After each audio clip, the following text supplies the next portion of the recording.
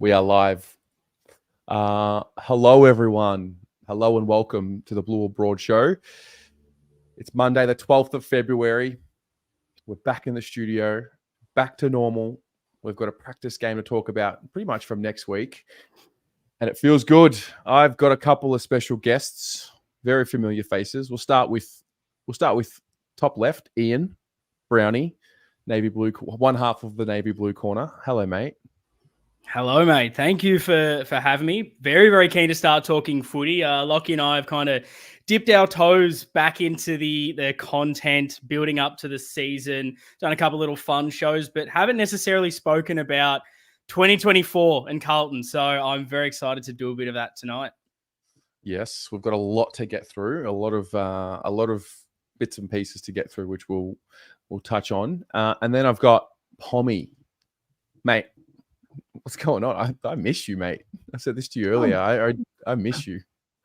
I've missed you too, and I've missed chat as well. It's weird to see a lot of names fly up. Yeah, good to be back. I mean, unlike Ian, I didn't take a break.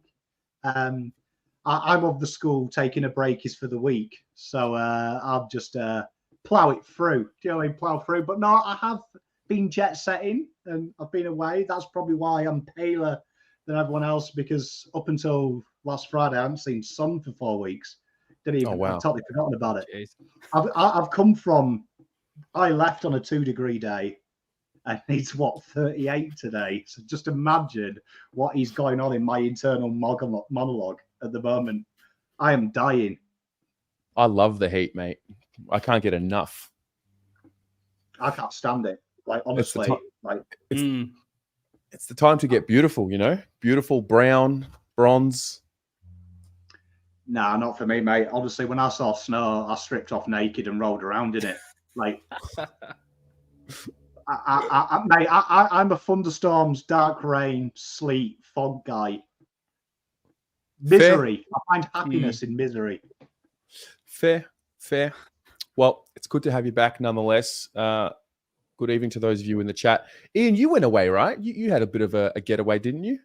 Oh, I've had a couple, which has been a nice change, because Lockie, my co-host, is normally the one that's, jetting off all across the world. He's never home. So it was about time I did something, spent some time in Vanuatu, which was good. First time ever actually leaving Australia. So it was good to get a bit of culture, see something different, big perspective change on that one. And have gone away to Byron Bay for a little bit, going to Perth next week as well. So about time I'm finally seeing some sun and enjoying a nice little holiday.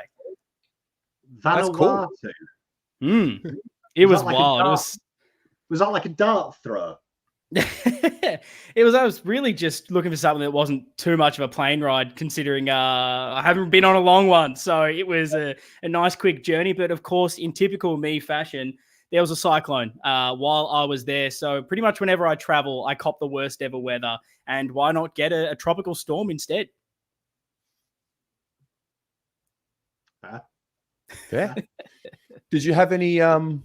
Maybe we can, all three of us can share some stories. But did you have any moments of epiphany? When you reflected on things relating to Carlton, like did anything random come to mind, or just Great any question. story at all about your trip? Something you brought back with you? Oh, gee, that is a really, really hard-hitting question to start off. I don't think if anything was really... Yeah, I'm profound. I feel like you're trying to get a bit of inspiration out of me after your nice little Thailand trip, and I'm come with absolutely nothing, because, I don't know, I definitely experienced some big cultural shocks and a lot of very different things that gave me a bit of perspective on, I guess, what's going on around here. And maybe it, I guess you can draw a bit of a parallel to, I guess, weirdly, the emotion we kind of always wrap up into things. That's kind of been a bit of my reflection, I think, looking on last season. Obviously, I want to get ridiculously emotionally invested, ride the highs, ride the lows. But if last year taught us anything, it's, don't go too early, let it all play out, see what can happen. And yeah, like I landed in Vanuatu, was meant to be jetting off to a different island where all my accommodation, everything was, land in, all of a sudden, no one speaks English, plane flights cancelled, no idea where to stay, got to hitchhike a ride with a local, find a place to stay, and just that uncertainty. So maybe that's sort of the parallel maybe to last year, and just it might seem bad at some stage, but you just keep persevering, find the next thing, keep it simple, and you'll keep going. And look what happened last year, and let's hope it can happen again. I like it. Philosophical brownie, my favorite. Try my hardest. Pommy, what about you, mate? Any stories to share from your time away? I've got full of that, and he's gone philosophical, so I have to take the piss, don't I? But no, serious. I was fortunate enough. Two of my good friends are heavily working in coaching. One for a top flight EPL or championship club. So he invited me towards the end of my stay to do a talk to some of the young boys in their academy and playing for their under-19s. And one of my best mates, he's married a bird a bit older than him. So I got to go and see his stepson play, who's playing top level for the same club as well, and very exciting product. So it was good to hang around for a week with elite sportsmen. And in this day and age, towards the end of my trip, I spent some time with the England golf team, which was good. He was coaching 4 or 5 players for that. And speaking to them, there's obviously an age gap between me and them. I grew up and the internet suddenly was here. And doing some visualization settings with them, it actually hit me how hard the internet is when you're trying to do that job. So one of the kids I spoke to, and he will remain nameless, but he was telling me that he'd won a lot of tournaments and someone had got on a forum and he'd had a bad game, and literally he'd gone to town. Some old guy had gone to town. The kid's 15 years old. Do you know what I mean? But he's gone to town saying this kid's been highly rated, he's shit, my son's better and stuff. And it was talking to him about how that affected him, because I'm one of these people that if you say something bad, and trust me, bad stuff gets said about me on the internet all the time. Do you know what I mean? If you've got a bad word to say on the internet, just let it know that it makes me go to sleep better. But some people, it actually offends them. It really affects them. And speaking to him, and it was just such an innocuous comment. So I think that's one thing that I've taken out from this, speaking to elite level coaches and coming back. What we do as a fan base has different effects in the other end. It motivates some, it destroys some. It's quite funny speaking to Redders, my mate, who runs the coaching academy, saying the worst thing he ever hears is positivity. He finds overly positive and overly negative the same thing, because he said overly positive takes away the motivation to do better. Overly critical takes away the motivation to fucking try any harder if you think you are 110%. So it was really good to hear that from ground level in a sport that AFL is on the surface compared to soccer in the UK. It's another end. This is under 15s hockey compared to football in the UK. To see how much exposure they get and then how they have to negotiate that, it's absolutely crazy to me. So I've taken a lot out there of how, more importantly, I can do my job better doing this show and doing my own show, but also how I react and what goes on in their mind, and how they're taught. It's really interesting about, I read the pamphlet about what they're allowed to say on social media after the players, who they're allowed to contact. Talking about the game in friends and family is very heavily restricted as well, in case they go, oh, Man United are better than us, fuck it. And then that gets passed on in the pub. It's really micro things. So that's probably something I've taken out of it. Preaching visualization to young kids was more be what I preach, because sometimes I'm the biggest hypocrite. I teach you all things and say things, but sometimes I don't quite execute what I'm doing. So it was a good refresher. And I think obviously being back home, being back where you belong, where your heart is, where you come from, it's totally different. And sometimes I think you need to see that to remember that you're maybe becoming somebody that you don't want to be. And that's very good. Reset is always good to not become a class traitor in prick, really. That's very important.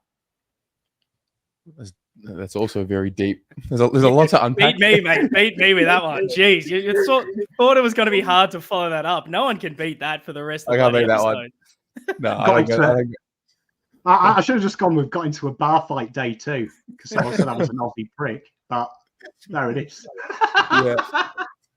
No, that's beautiful, mate. Yeah, I think for me it was I think having to I was on the training camp, obviously, for those who aren't aware, and there was about 60 or so people, but probably half of those people came and went because it was a rotating door. You know, some people were there for a week, some people were there for 2 weeks. And one thing that really stood out to me when it, related back to doing this and Carlton was like, no one in the world actually knows what the hell we are talking about in terms of this game. Like, no one knows this game around the world. If they're not from Australia, they just got no idea. So, we have the conversations with people like, what do you do? YouTube. What do you do? What's the channel about? Oh, it's about my team. Oh, you mean like rugby? No. And then you go through that conversation about what is AFL. It was almost like practice.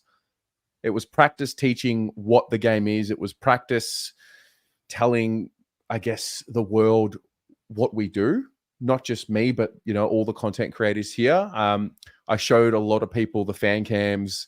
They love that. Like they got no idea what we're talking about with some of the phrases that we use in Australia. But I took away a lot of that, and I think also, Pommy, you said something there that hit me as well. I think getting out of what you know and getting into an environment which is so foreign to what you do day to day.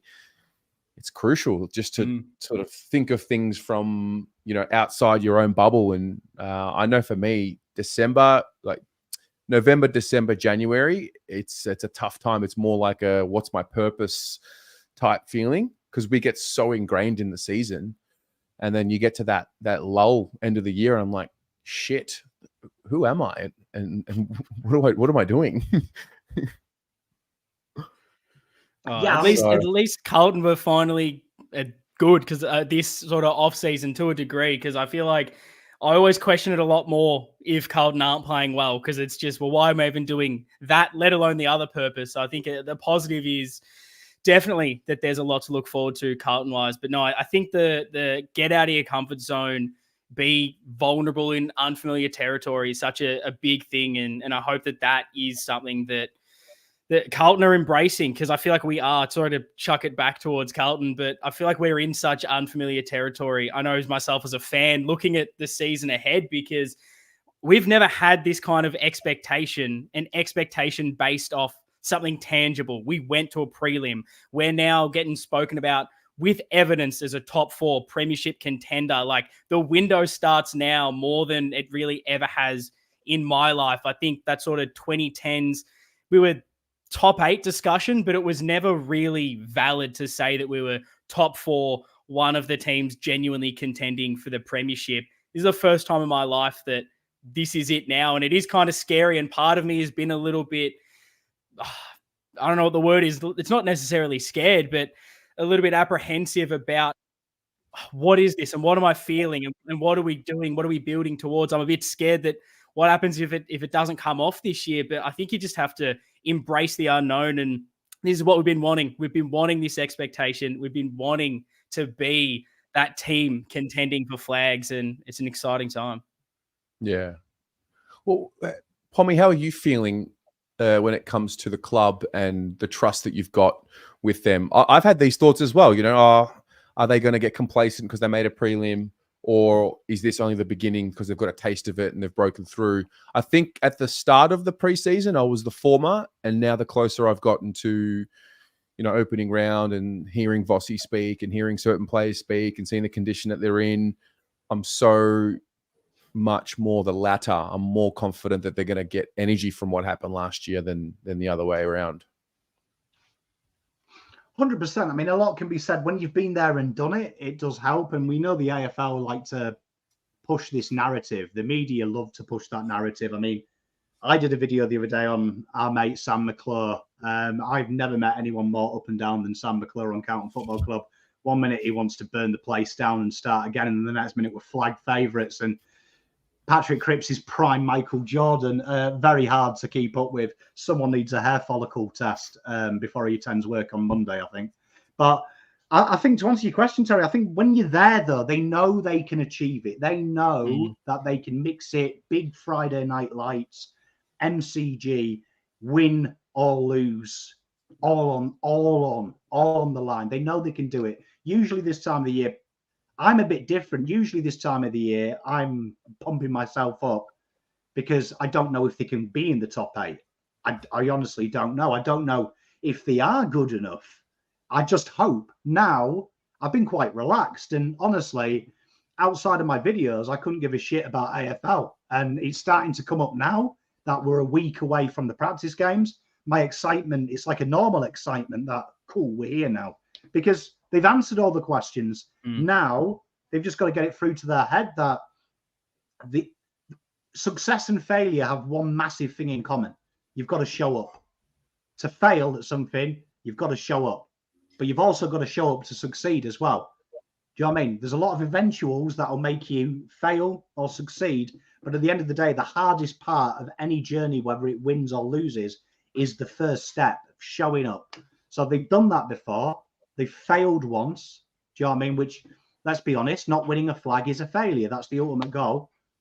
Now they come into it knowing that they belong, knowing that they're one of the 8. And they've earned these reports of being flag favourites, being top 4 destiny. Now, though, we have that conversation we used to have 2 years ago. We are in the 12th round of a boxing match, and we're being told, just don't get knocked out.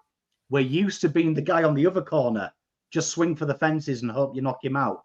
Now there's a little target on our back. Now there is a scout. Now your St Kildas, your North Melbournes, your Hawthorns, your Fremantles, beating Carlton's a big deal. So now they're going to have to cope. We've been the front runners, and that's why I think the Charlie Curnow edition, a man that goes into the forest with his dog, has a beer by a campfire, is the perfect addition to that. Because tell you what, that boy doesn't understand pressure. He understands energy. So this is going to be an interesting development now, and they'll need us more than ever, because the press, when they write articles like you're the favourite, can't wait to slot you down when you make a mistake. That's true. Ian, I was watching the Michael Voss interview on Summer Sessions. There's 2 things I want to bring. I'll start with you and then move to Pommy. There's 2 things I want to talk about tonight that Vossi spoke about. The first piece was around humility, and I guess the further extension of that is, and the question to you is, how do you see the club's evolution in this space of humility? And then the second part is around the experience that these younger players that we have are now getting. And he spoke about finals footy and how we were actually better prepared for finals footy than most teams, because we are used to playing in high pressure games. We're used to being at the forefront of the criticism. We're used to, this type of extra scrutiny. And he was reflecting on being at Brisbane as a player and then Port Adelaide as a coach. So we'll park that one. But firstly, with humility, do you sense an actual change within the club around this? And if so, how? I think there definitely is. Really just looking at the leaders of the football club, looking at Sayers, Cook, Cripps, Voss, like you don't necessarily hear a ridiculous amount of spruiking from these guys. And I think that's something that obviously the old Carlton was incredibly arrogant. We'll let you know we're the best. We'll tell you everything. And in fairness, they kind of had a right to a big degree, because we were the best. And then even when we weren't going well, you always heard so many rumblings coming out from the club. We were always talking, always saying something, but never really backing it up. And I think really now all the sentiment is just get to work, prove yourself. What are we talking for? And I think Pommy also nailed it, talking about, like, we haven't really proven anything just yet. We made a prelim. We've made one final series in 10 years. That's good that we finally made finals. Good that we've got that experience, but it's not enough. And we really haven't done anything to deserve to be arrogant. So I like that the club does have this sense of, we've got to earn everything right now. And we're not going to be worrying about anyone else, the outside noise. You saw that last year when everything was going on. We don't have to be that arrogant, loud club anymore. We can just go about our business, do our job behind closed doors. There's no leaks. There's nothing like that. And just go about it that way. And I think that that's important because, I don't know, you look at other teams where you see that arrogance and like, I don't know, I'm a big NFL man, and being a Philadelphia Eagles fan, it was quite enjoyable to see the 49ers lose today. And a big part of that was just, I guess, seeing the arrogance around that football club. The players sort of whinging and carrying on and talking a lot of smack, which I know is a big thing in kind of American sports compared to Australian sports. Everyone's a lot more vocal to say things. And like, a part of you, if that is your team, you're obviously going to get excited and up and about with it. But from the outside, I just don't think you really want to be a part of that when a team's talking trash without actually really accomplishing anything. So I think that's kind of them losing today. You know, obviously it wasn't just because of their arrogance, but does it play a part potentially? And that's what I like about what I'm seeing from Carlton is we don't seem to be the team that's coming out saying we're making top 4, we're going to win the flag. They can say that behind the walls, they can believe it, no worries, but go out there and prove it first. That's what I'm liking at the moment. Pommy, do you sense humility with the club? Yeah, I think it would be enforced as well. I think the Essendon game and the fallout from that, I think maybe showed them that the fans aren't always going to be there. And I think a lot of clubs, sporting historically, who have had big histories, sometimes need a reminder that before we were successful, we had a fan base. Do you know what I mean? And I think that I think we all got there. I mean, I know if I go back to that early part, I was blinded by arrogance, and I've said some quotes that probably come back and bite me in the arse at times. Do you know what I mean? Post game and in the moment and stuff. And I think, yeah, that's a natural evolution. Do you know what I mean? I think there's always that place where you can't become, don't want to use the term because I can't stand it. It's one of the worst things, but you don't want to become too the other way, I don't mean this nastily, but you don't want to go like too PC. You don't want to go too PC and say, okay, cool. Yeah, we're just going to go out there and have fun. You've still got to have an element of, we're going to kick ass. But I do like the fact that we're starting to see less exposure on players. This is something you and me talked about last year, Terry, that Cripps usually is always the poster boy. Every training session, Cripps, buying into that narrative, stop Cripps, stop Carlton. Now, looking at the training photos, there's a nice sparse selection of players. I get to see a list of 30 players, 35 players. I don't just see 8 pictures of Walsh, 12 of Cripps, and the only time I see Lockie O'Brien is him hanging off the ankle of Sam Walsh. Because at the end of the day, to win one of these things is very fucking hard because the AFL system is the most ridiculous system in the world. You play 23 rounds, then you get separated into 8, and then we can't even do a knockout system properly because people get a double chance. We call the semi-finals not really a semi-final, it's a quarter-final, but the prelim finals are the semi-finals. No one gets it. I don't get it. I invented the language. Makes no sense. But to win it takes something special. And one thing I've seen about Collingwood, and this is before they won it, off-season, God knows what's gone on with that club, because the other day I commented happy birthday to someone, and I got a Collingwood have won the flag under my comment. So don't get what's going on with them guys. Sort your lives out. But it takes family, and I feel like that's the big change. Glad you brought that up. I'm really glad you brought that up. We're going to get into that in a minute. I'm glad you brought that up. Honestly, social media, we have to do it because it's our jobs, Terry. But let's be honest. I think the biggest change in my football club is it's a family. It's us. Yeah. And that's what's going to win it. It's not a soldier that wins the war. It's the army. Do you know what I mean? It's everyone, from the shoe shine boy to the spotter in the snipers to the guy in the corporal's office. Everyone works together to win it. And I feel like that's the big change, that you're seeing Vossi go on summer sessions and tell stupid stories about being in a car park. You're seeing Walsh talk a little bit more about what he does in the off season. They're starting to really embrace who they are and not have to prove it. And they've moved away from honouring ex-players. And now it's about honouring the name on the badge. And to do that, you be yourself, because Sam Walsh ain't going to be Bruce Stool. Do you know what I mean? Sam Walsh ain't going to be Fev, ain't going to be Sticks Kernahan. He's going to be a name in 20 years' time that we talk about along them people. Sam Walsh, and they're starting to embrace who they are. And that's all they can do. And ultimately, that will lead them to wherever it is. If that's winning a flag, if that's winning 10 flags, if it's not, but that is the right process. And you know what? Can't wait to fucking ride it with them. Yeah.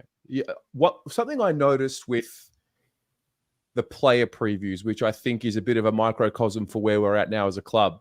So I think we might have done 20 or so previews before we got to Patrick Cripps.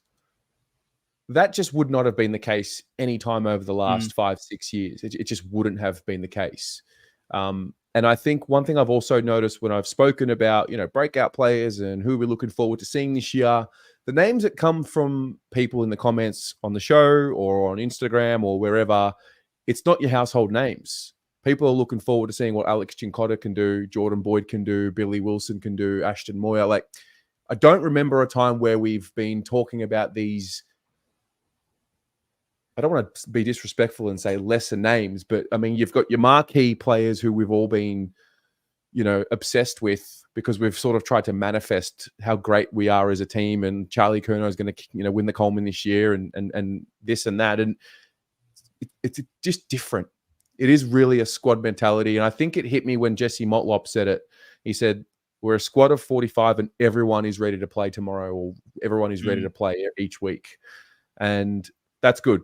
That's a good sign. Vossi being in the boot of the car for getting the job, immediately I just thought to myself, could we take a moment to appreciate that we actually got the signing right? Like that's our guy. He's our guy. He's embodying everything about this club. Big name, big history in the game, big standing in the game, but also has gone through the process of humility and I guess, having to overcome obstacles in his career as a coach and, what he was able to learn at Brisbane and Port Adelaide and do the apprenticeship and then get another crack at a senior coaching gig. I just like where we're at as a whole.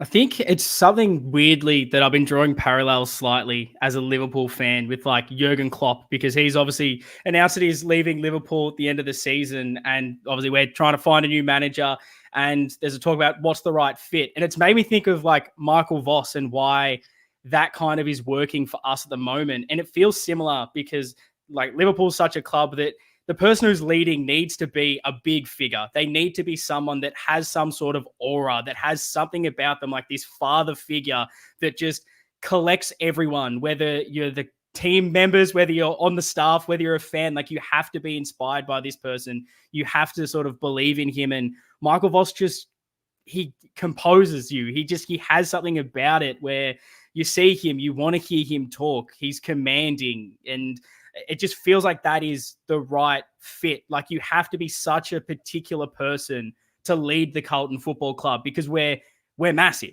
We're not just any football club. It's probably why guys like Teague, like Bolton, probably haven't maybe worked, because they haven't had that just another level of being able to collect all the fans and get everyone to buy in. And it just feels like all the layers of the club are kind of fitting right at the moment.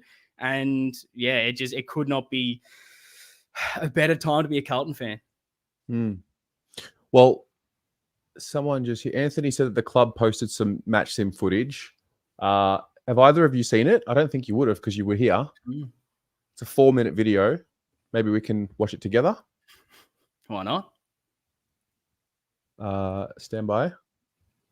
Match footage and chill. Match footage and chill. Let's go.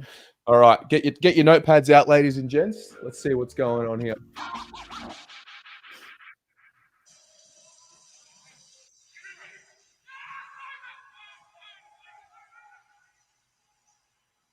Is that Cowan, number 2? Yeah.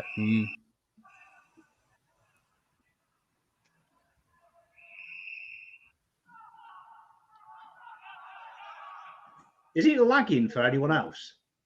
A little laggy for me. Oh, is it? It's good on my end. I was just making sure. I was like, I can sit in silence.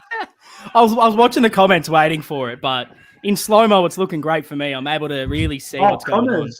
Tell you what, Connor's gained about 9 foot off the ground there. Yeah, some physicality in there, which is good to see.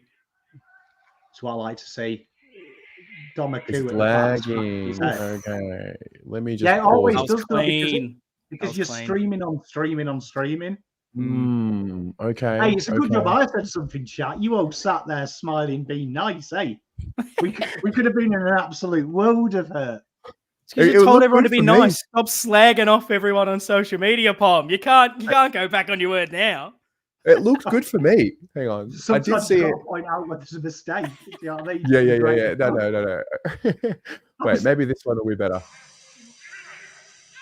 Thank you, Mrs. Pom.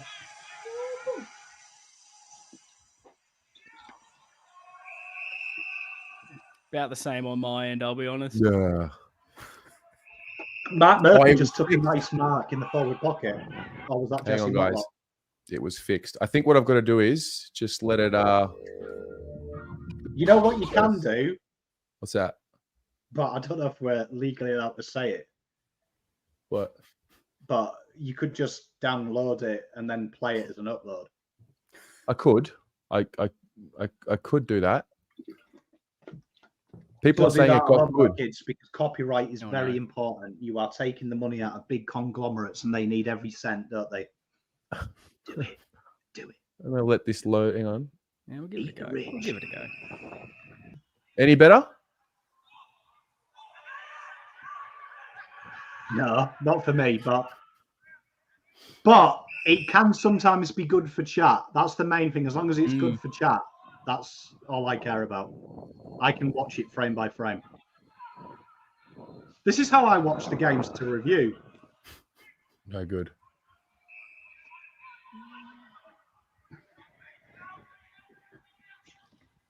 Decent handball that inside. Still lagging. All right, fine. I'm just. It looks good so far, though. It looks. I mean, I'm watching Zach Williams streaming Zach out. Williams. Cut inside. Little handball. I wanted to see the end of that play. Here we go. Now it's looking good. I think this is what they were talking about before. Got Keep Lemmy. it going. Keep it going. Oh, okay. Got Lemmy. Oh, he's bobbed it down. Oh, Lemmy. Okay, Filthy. it's fixed. Yeah, here we go. Oh, this passage of play there, if that's what we see, I'll get excited. There's Big Dom.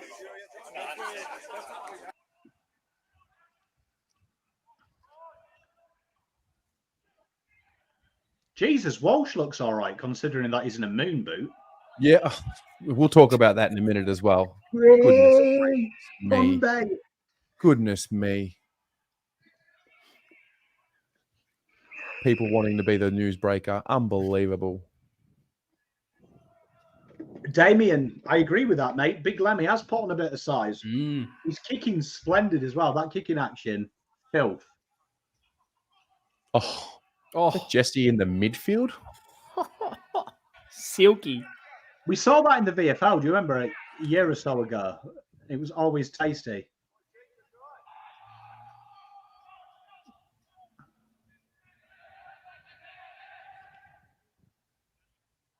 Has it started lagging for anyone else? No, it's good for me. It's all right. I'll just keep putting it out there. Everyone else just stay quiet. It's okay. Cheers, Lou.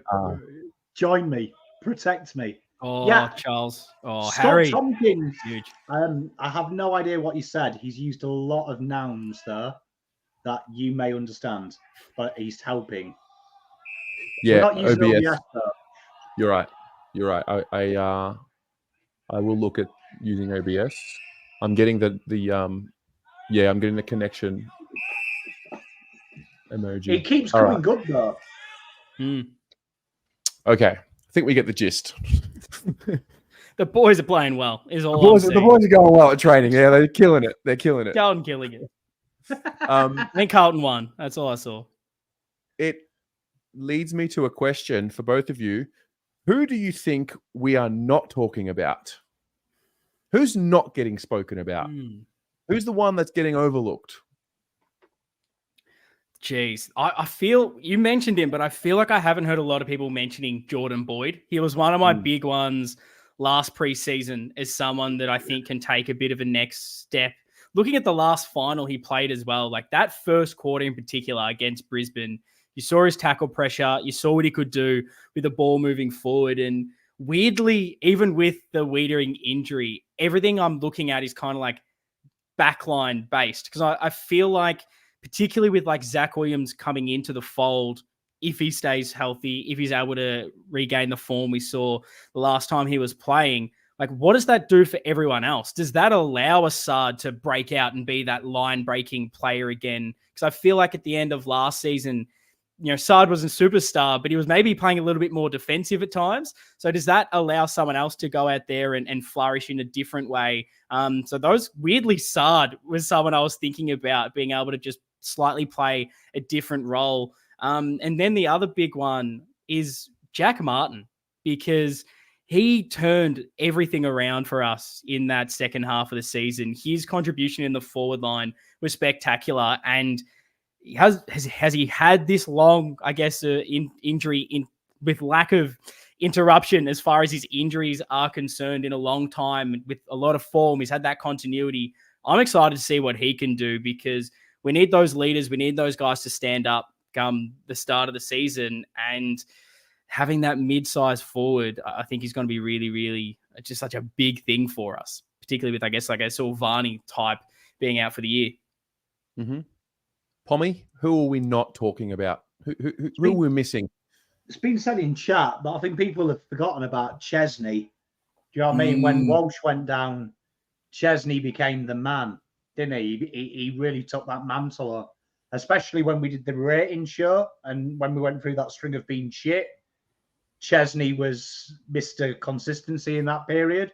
So I feel like he's one that I think a lot of the clubs will be a bit like Chesney as well. They'll look at Walsh, they'll look at Cripps, and they'll ultimately forget him. The other one, and it was mentioned by, I can't remember who it was now, but a couple of you mentioned it in comparison because you're clever boys.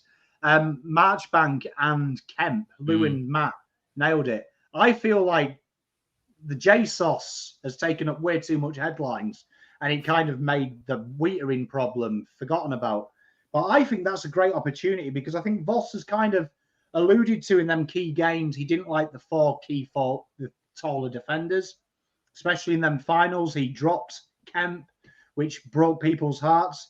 So I feel like Marchbank has got that opportunity there, who we know has always been the taller player, been billed as a potential key position player. I feel like no one's talking about Kemp and Marchbank are going to get the opportunity early doors while Mr. Wiedering gets himself right. And what an opportunity for them to. Do you know what I mean? Because where one of them was probably fighting for one spot, probably going to be playing straight away, one of them is, with probably 2 or 3 weeks football. So it's a great opportunity for them to really take that on. So, yeah, Chesney for me and Kemp / Marchbank, I feel like they're the two of the names who are going to be in that 22 that are going to be big for us. Mm-hmm. I've got two. I think only one was mentioned once. Yeah. So first one is Matt Owies. Very easy to be overlooked because we get so excited at Dirds and Motlop and Fantasia. But I think Owies has the same trait that Matty Cottrell does, in that he gets 3 to 5% better every year, and it's just incremental. But Owies has been in the system now, I believe 2018 or 19 was his first year at the club. So what's that? 6 years now? This will be his 6th season at the football club. I think he's just going to continue to get better. He is right now our leading goal kicker for the small forwards. He only did win it by a couple, but I still see him getting a little bit better as he plays. And then I don't want to jinx it, but Dave Cunningham has done a full preseason, and I'm really excited to see what that's going to look like for him for a full season, having had the work, beneath him. So those are the two that I think are getting a little overlooked. And I myself also always overlook Lockie Cowan, maybe because he's a second-year player and there's so many players ahead of him. It's not because I don't rate Lockie Cowan. I just find myself overlooking him. It's interesting. with that sort of forward line. I think that, that's probably our biggest growth area. When you really look at the whole team, defense is amazing. Midfield is great. Forward line's probably that only thing that's lacking, which feels insane to say when you're talking about you've got Charlie Curnow and Harry Mackay down there, but it's finding the right blend. It's finding the cohesion with the others, and there's clearly talent. Always kicked 27 goals last year. You got Motlop coming through. Martin I spoke about, but it's all the other ones as well. Like, who is going to stand out and really say that this spot's mine? You're not taking it. It could be Cunningham. You've got Elijah Hollands that a lot of people are talking up. There's such a big competition for spots in that forward line, and it's kind of exciting that it isn't just a competition of, I guess we'll take that guy because that's all we've got. It's a genuine, you could name like 10 blokes, 10, 15 guys that could play in that forward line at the moment, and all of them feel like right answers. Mm-hmm.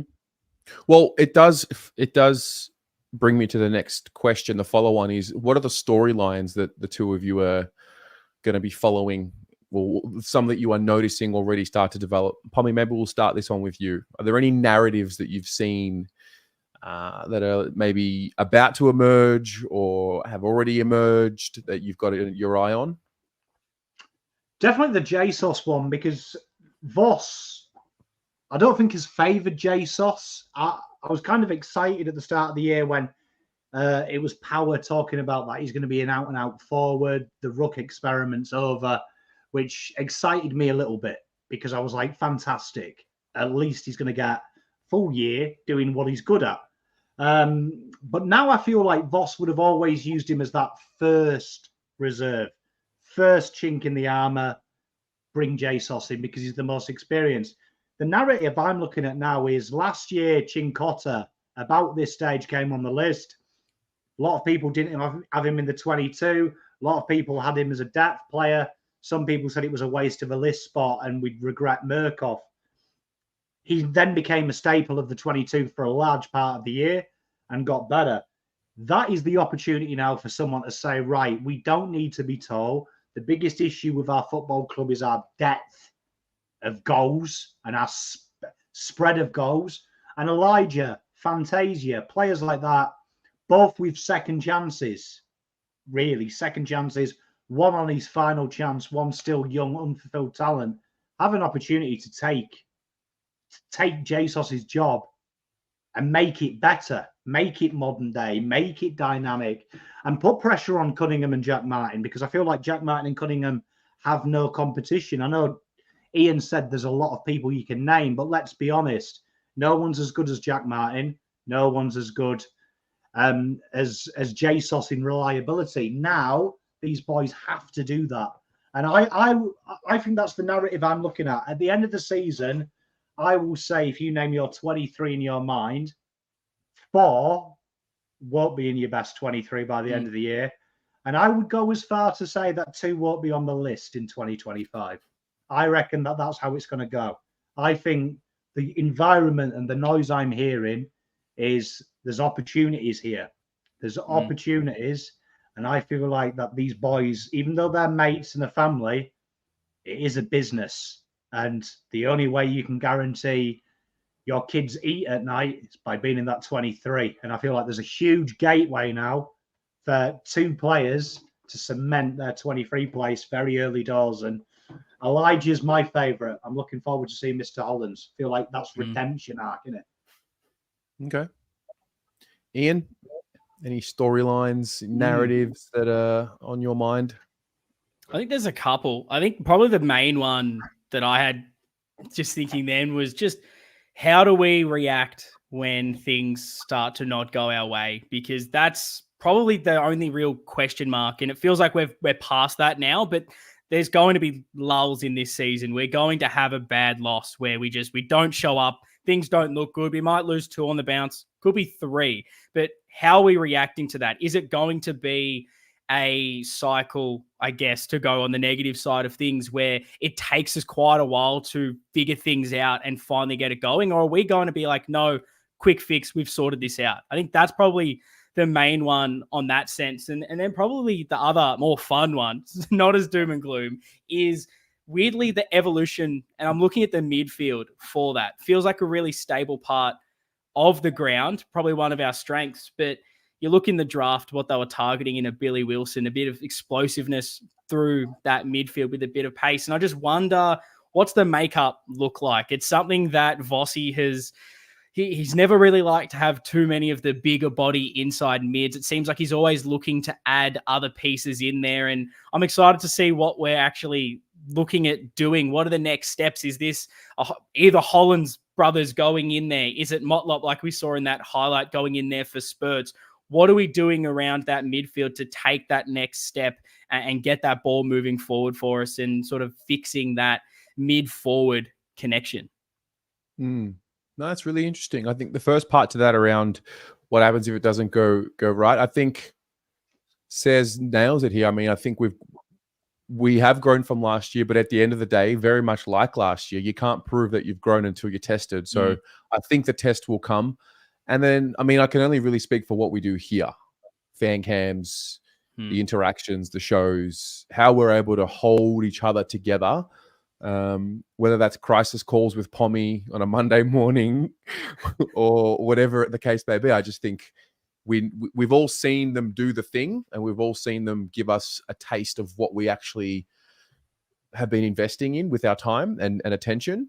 And so no doubt there'll be challenges coming in some way, shape or form where every single contender has some level of challenge to it. You know, we're already starting to see it with these injuries that we're having. So I like that. I'll tell you a couple that I've taken note of, and I think they're going to work in our favor, even though they don't seem very good right now. This narrative around Charlie Curnow flopping in the final series, I think is one of the, first of all, the stupidest things I've heard. And secondly, I think it's a blessing because you need a little bit of external doubt. These players are motivated to do well no matter what. But I think you, over the course of the year, you take a little bit out of some sort of external factor to help you get that little bit of edge.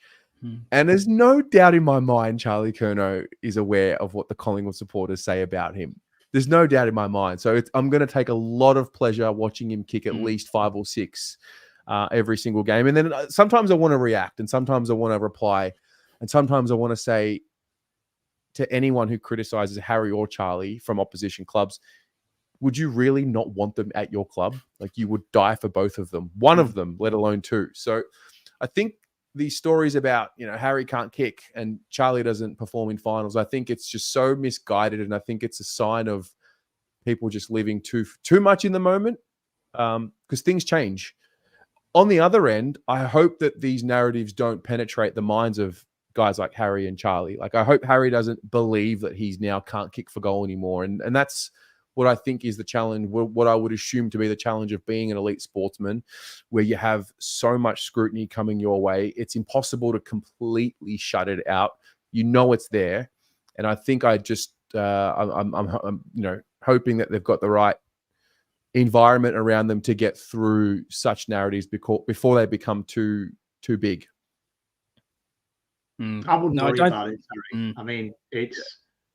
I can assure you now, Harry and Charlie are not worried about any self-respecting male that talks via images on social media. I mean, you are looking at the lowest form of human scum world's ever done. And do you know what I mean? Like, honestly, do you know what I mean? That's the one difference. You asked earlier the difference of being back home from being at home, and that's the difference. Do you know what I mean?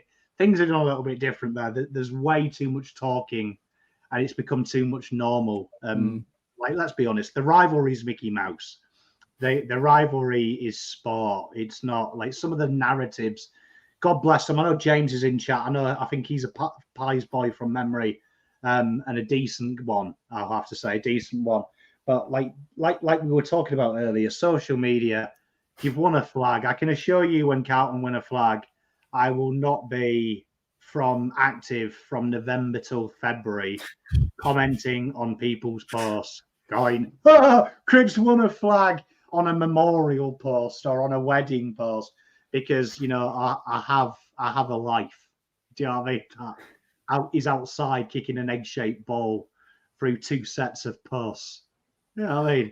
Amazing, when you have kids and a wife, what changes your perspective on life. But yeah, they won't worry, Terry. And you know what? I hope, I flip it with you, Terry.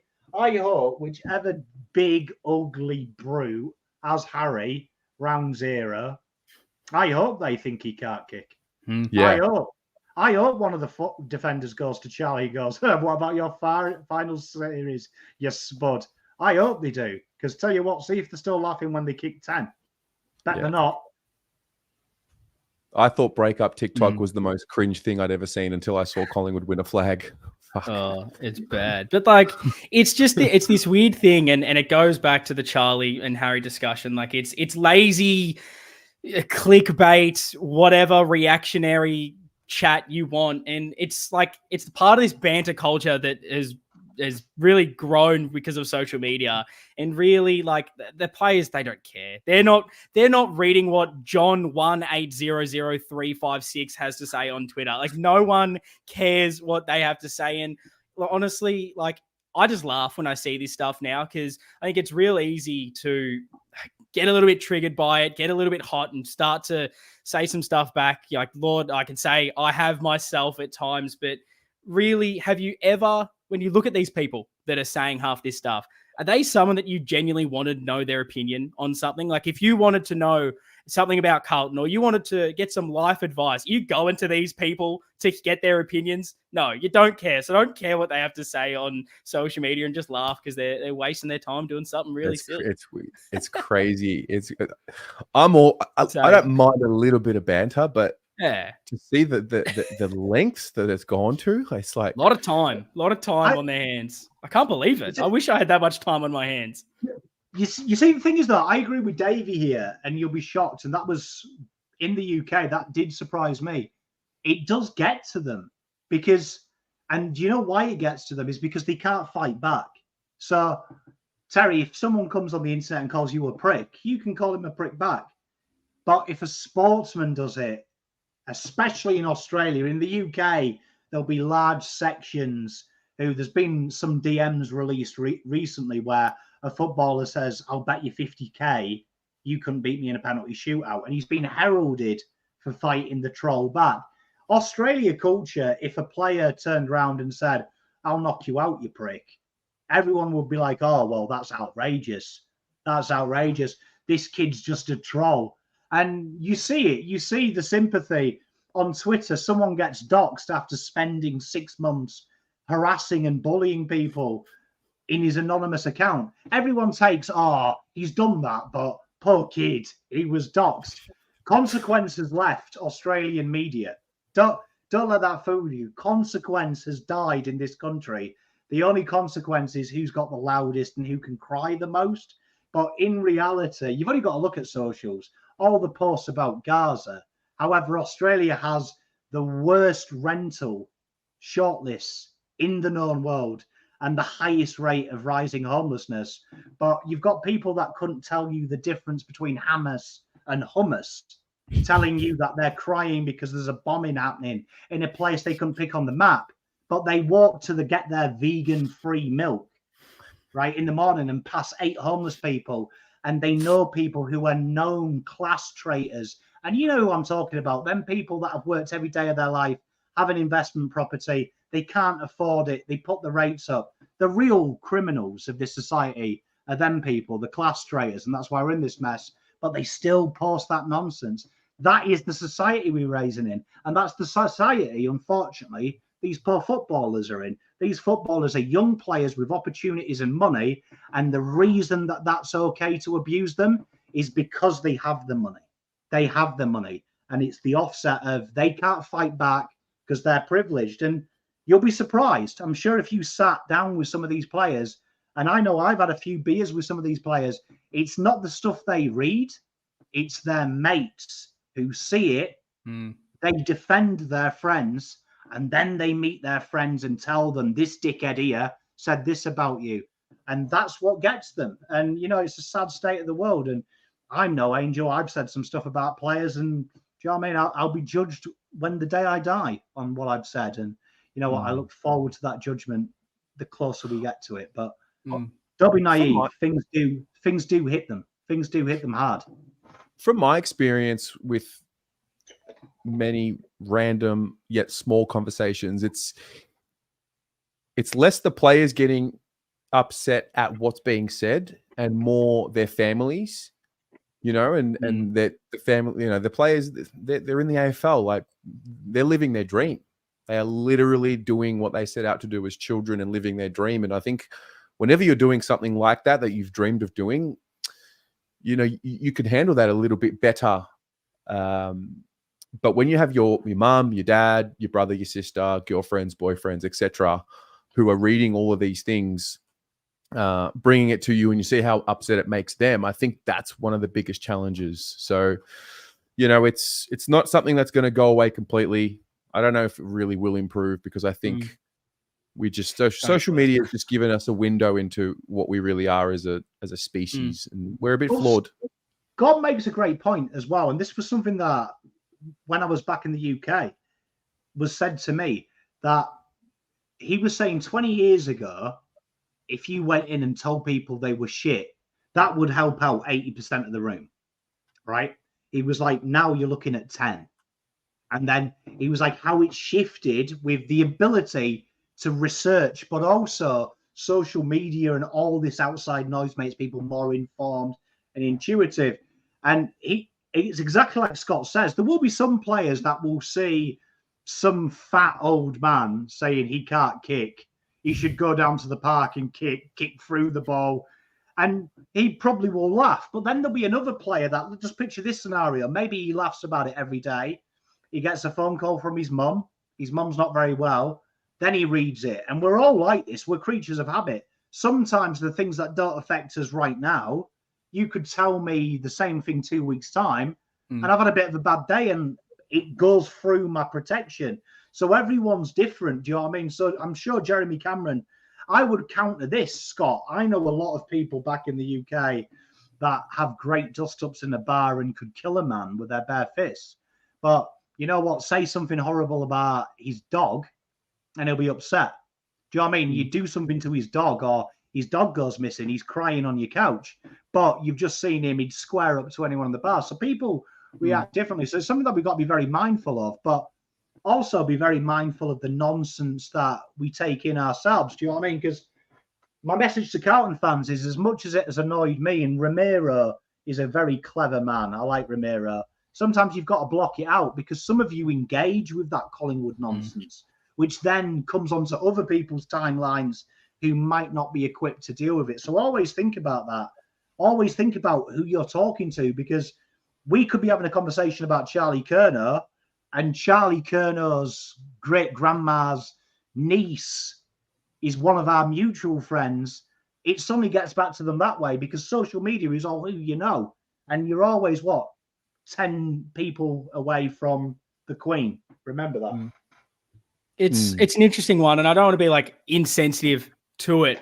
And because obviously so many people are going to react different ways and talking about players there. But I think, like Pommy is saying, like they obviously can't fight back to the criticism directly. And I think that's where hopefully this is where that humility comes into it, where you don't have to outwardly go towards the person and use it that way. I'm hopeful that they see that and they're able to put that into the performance on the field, because that's the way you can fight back against it, is just go out there and prove them wrong. And I know that's obviously a lot easier said than done. It's hard when so many things are being said and you see different ways that it really affects the people that you care about around you. But that's your only area to fight, and that might not be the best place to do it. You wish there was a better way to go against these people, but you have an opportunity every single week to go out there and prove everybody wrong. And I've no doubt that Harry and Charlie are going to put all of this to bed. And within a month of the season,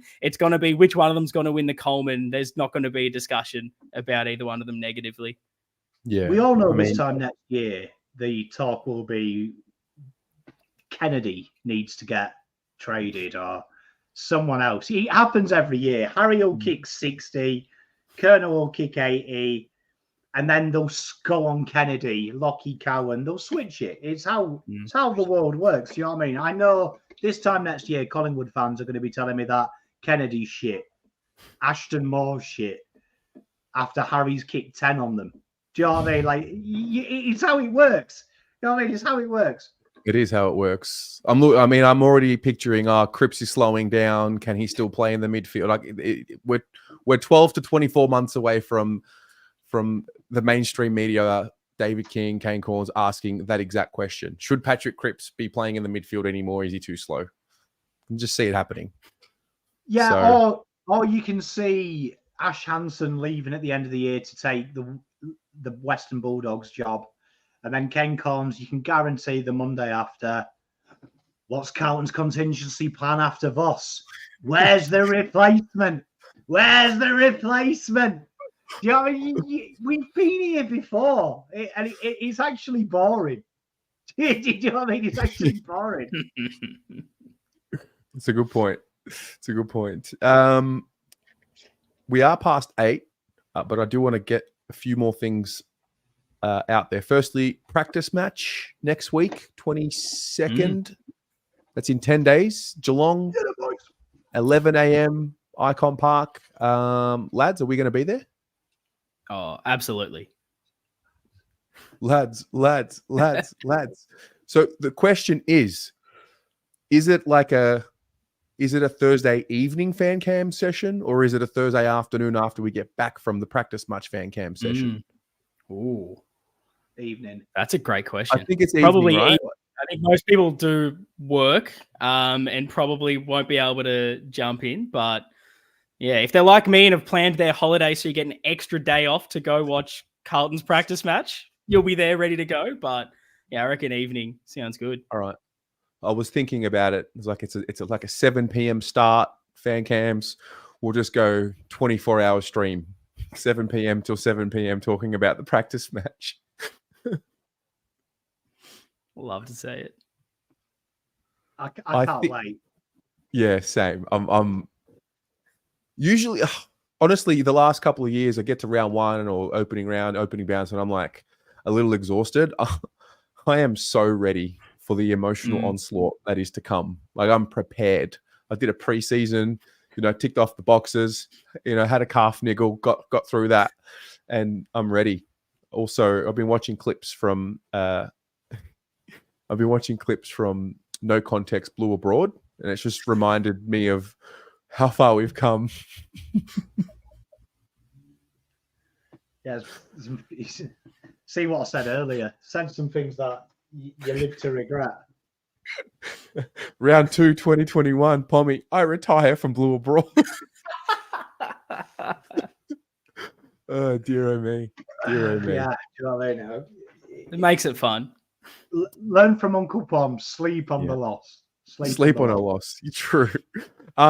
Okay, so now it's time for a big announcement. This is a massive announcement. The announcement is that we are adding a show to the channel. We're adding we're making it official, and we are going to add a few new faces to the Blue Abroad family. So without any further ado, Ian, do you want to let us know what we're doing? Oh, I may as well, because the Navy Blue Corner is part of the Blue Abroad family. How about that? Incredibly honored to be a part of the BA crew, because I feel like it's been a long time in the making, ever since the Navy Blue Corner kicked off. And yeah, we've built a little podcast by ourselves, Lockie and myself, and now it feels like it is the right time. We really want to be a bigger part of the Carlton community and just have more people to talk to is honestly half of it. So yes, Wednesday nights on Blue Abroad is where you're going to find the Navy Blue Corner show. It is going to be incredibly exciting. Lockie and myself are so pumped, and we'll be starting this week, which is going to be, it's going to be wild. Valentine's Day with Lockie and Ian. It feels like it normally happens that way. It ends up, you go throughout your day and we end up together by the end of it. So what maybe tell the audience, like, what's the premise of the show? Is there something specific you guys want to be doing with the show? What can we expect from it? Yeah, so we are doing things a little bit differently this year. Previously, those who have listened to the Navy Blue Corner know that we pretty much kind of do a Monday or Tuesday sort of match review and then maybe a bit of a match build up later in the week. But we feel like everyone kind of does that. We've done it for a while and we want to have a bit more fun with things. We feel like so much news breaks throughout the week. There's so many big talking points that we want to cover. So because it's a midweek show, it's on Wednesdays on Blue Abroad. I'll be here doing all the plugs. That's what I am here to do. But we're pretty much just going to be talking about the biggest hot topics that have come out of the game, out of the news. We're going to be trying to react to it all. And I feel like the big thing that we kind of get lauded for to a degree, if I've got a big head, talking about our podcast is we try to be as rational, I think, as possible on things. We try to have that glass half full kind of take on things. So whenever there is a big meltdown going on social media or in the mainstream media talking about Carlton, we're hopefully going to have that rational voice of reason and break things down for you. So yeah, very exciting to talk all things Carlton. We're going to do a bit of a season preview, predictions this Wednesday. It's about time we start talking about 2024. Love that. Love that. It's a piece of the puzzle that I've had in my mind for a long time. But no, I'm excited. I think this is the hub. This is the hub of Carlton content creators. And I'm excited. I'm excited to get you guys around. Those of you who are watching now, if you are not subscribed to the Navy Blue Corner, maybe I should put it in the live chat. Hang on a minute. Go and subscribe. And if you haven't subscribed to Pommy and Oz, well, I don't know what to tell you because you've been here long enough. But I would assume that by now everyone watching is subscribed to all three channels here: Navy Blue Corner, Pommy and Oz, and Blue Abroad. So if you're not, I mean, what does a group of guys have to do to get a subscribe? Get on board. What we have to do. You know what? I am looking forward to seeing Ian around these parts because Ian is my go-to podcast. I think he sold himself short. Ian is one of the few people that after an 80-point mauling can find a positive. It's a rare gift. In a dark world, Ian has the ability to go, well, at least the beers were 2 for 1. You know, it's always good. Always good. So I'm looking forward to when we have the inevitable slip up, which is a long season, there will always be a blip. I'm looking forward to tuning in to see Ian make me laugh by saying, you know, he got undercharged for something. That was a good one. There's always something. Something always happens when I go to the footy. Between me and Lockie, I tell you what, we are cursed with something happening. The event staff at Marvel tend to always stuff something up for me. But yeah, you'll hear all about it, I'm sure, throughout the year. Yep. Lou, so the show is going to be at 7 p.m. Now, obviously, with the first chunk of the season, there's quite a few Thursday night games, Friday night games, etc. So where we have that situation, and obviously we have the team show, we will just maneuver it around and just make it work. But generally speaking, if it's a Saturday game or a Sunday game, or even a Friday night game, I suppose, then Wednesday night, 7 p.m. So, yeah. But, I mean, you guys kind of get the gist of what happens when games are on different times. We just shuffle the pieces and make it work. So, yeah, we fill up the channel with one more show. It's good stuff. Oh, very happy to be a part of it. It's an exciting time. Incredibly humbled. Yep. Well, Ur has subscribed. Oh, so there you go. You got one there. I think Kate subscribed. I think we got Dione. Oh, I'm going to put Dione on the spot here. So Dione actually found me the coolest hotel in Thailand, did the research for me, found me the discount. Dione, thank you very much for that. Appreciate it. And I do have a little something for you. So I will be in touch. Anyway, anything else, guys, on your minds before we wrap it up? Get off your chest something? I don't know. No, nothing for me. Feels good. This time next week will be next month. So next Monday we'll have a couple of days before the actual practice match. So I think now everything really ramps up, gets really serious. It's good to be back, guys. Really is. We can finally talk about some footy. Actual blokes kicking the football for once. Mm-hmm. It's going to be great. It's great. It's great. All righty. Pommy, thank you, mate. Thanks for being here. Good to have you back. Ian, good to have you here. And see you guys soon. Up the Baggers. Up the Baggers. Go Blues.